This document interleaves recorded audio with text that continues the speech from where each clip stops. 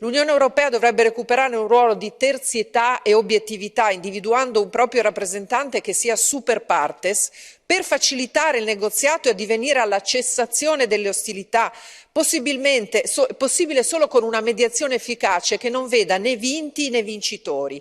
I nostri cittadini vogliono un'Europa che promuova la pace e la stabilità, non vogliono finanziare una guerra ed esacerbare una frattura con governi e popolazioni nostre vicine sia geograficamente che culturalmente. Ascoltiamo i nostri cittadini. Grazie.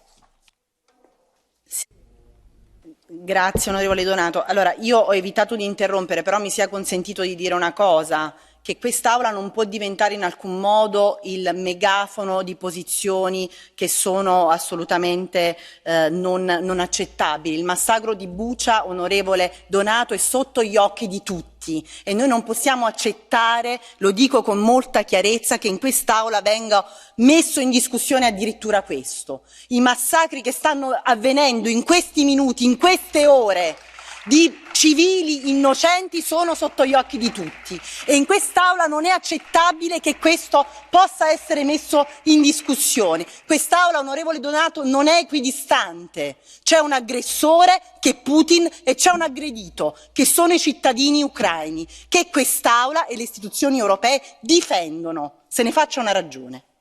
E ora passo la parola all'onorevole Bogdan. Prego, ne ha facoltà.